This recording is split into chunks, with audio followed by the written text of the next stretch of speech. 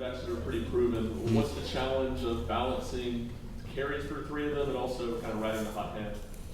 Yeah, all three of those guys and the two new freshmen we got are all playing at a really high level.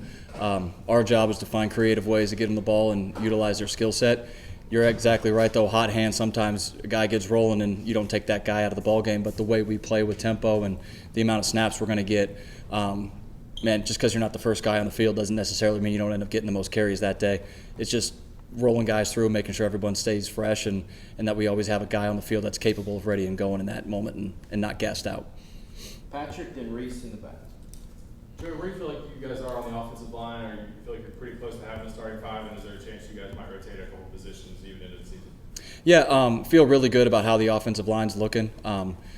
Like you said, there are guys that can rotate in and play a bunch of spots. That's what's really good about the guys we have is guys can go in and out. We got guys that can play all three positions, so it's really helpful having that kind of utilization with the guys up front.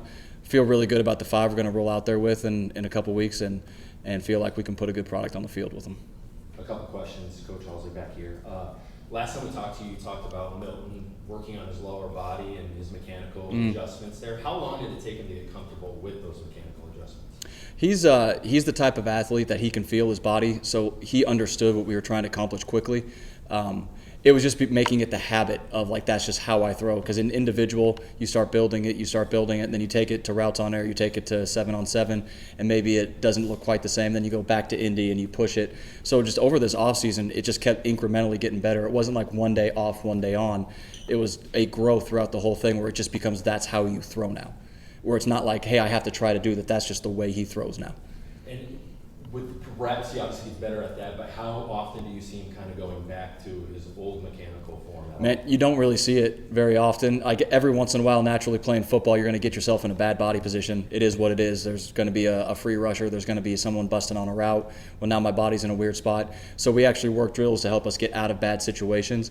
So I guess, human nature, every once in a while you miss with a mechanical function. But for the most part, we're able to replicate really well and keep the same motion. Austin, then Ben. Pass catching and running routes seems pretty natural to McCallum and Ethan Davis. Mm-hmm. How have they improved, with putting their hand in the ground, the physicality and blocking part of that position? It's been great watching them from spring to fall camp. Callie was just learning. He played in a system that wasn't going fast at all. So his whole thing was not playing as fast as he could because he was just learning what to do. And now that he's dialed in on everything, like that's a big, strong dude that'll come off the ball and hit you. It's fun to watch him. He'll strike people like an old school fullback, but then he can run, like you're saying, like a slot and be a matchup issue for safeties. Ethan, he lived that world of playing a lot of receiver coming out of high school. He has no fear of getting in there and mixing it up with people. He'll put his face on people.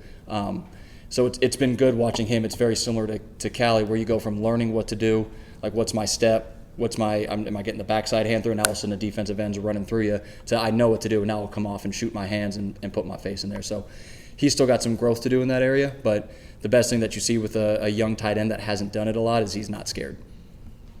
Joey, with the tempo with Cooper being out, has that been something that you really have to hammer home with the guys working there? How would you assess where that is for the week to go before kickoff? No issues with our that's how we play. Everybody knows how we play. We play one type of way when we take the field, so we're ready to roll. Adam, then Rob.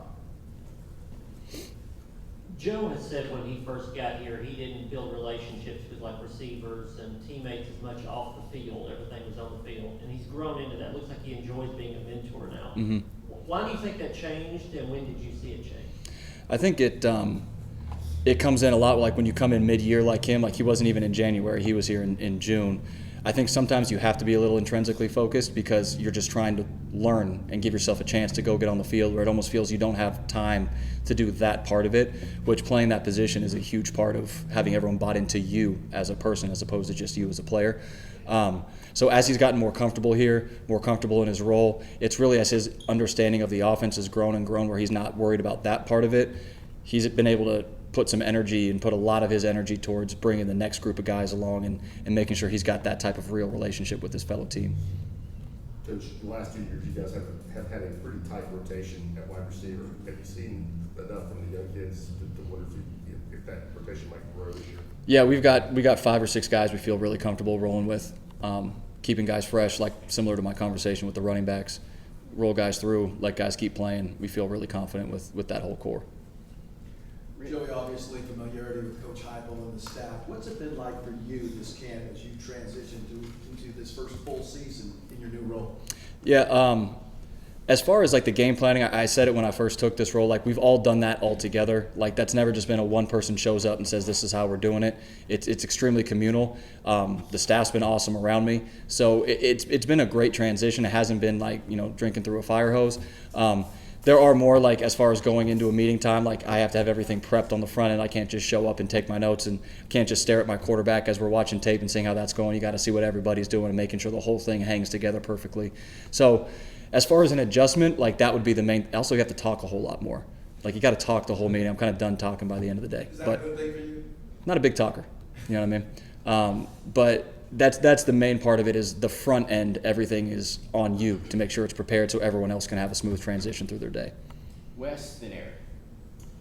Joey, I'm sure it's different for every individual player, but if you could speak generally about teaching players how to play this fast, how do you go about that process? Because for some guys, even if they've gone tempo a little bit before in high school, it's nothing like, I'm sure, the tempo that y'all are playing with. How do you get guys trained mentally and physically and everything to be able to execute doing that? Yeah, we show like continuous tape.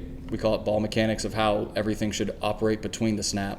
And the biggest thing we have to drive home to our young guys or our transfers coming in is it's not a fire drill out there with everyone running around crazy.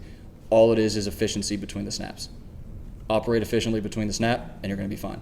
If you're all over the place between the snap, you're going to have a hard time functioning. Like that's boilerplate base level what it is to be able to play like we do. Eric? Joey's been referenced that Joe Milton was a big-time leader on this football team last year in 2021, but at one point in time during the offseason or maybe in fall camp, did he take ownership of being the guy this year? It's really been since bowl prep last year, when it was very clear at that point with Hendon's injury and everything that it was his team to take over. He didn't shy away from it, but he also didn't become fake and like change the way he was. He was just him and with a new dedicated new spirit about it, where he just said, all right, this is like I'm responsible for this unit now and I got to make sure that it's going the way it needs to go. Patrick? Joe, what's the dynamic like at the slot position with Squirrel and Dante? Obviously that's been a really productive position for you guys the past 2 years, but those guys want to be the guy there. How's that dynamic and what's the name of the plan there for those two? It's been great. Like it's very similar to what we talked about in the quarterback room. Like we have guys that actually support each other, and very similar again to the running back question. Like the way we play, there's not a shortage of snaps to go around. There's not a shortage of opportunities to catch balls. So we don't really get a lot of like that backbiting in the locker room. You know what I'm saying? It's a very amicable workspace for everybody. And you go get yours, come off the field, I'll go get mine. You know what I mean? That's kind of the mindset for a lot of our skill set guys.